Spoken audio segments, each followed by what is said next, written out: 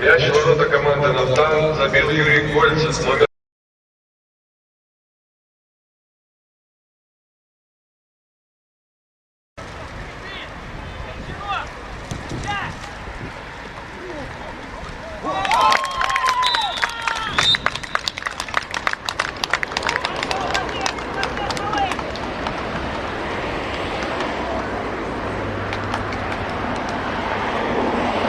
Мяч в ворота команды «Нафтан» забил Павел Забелин, номер 10.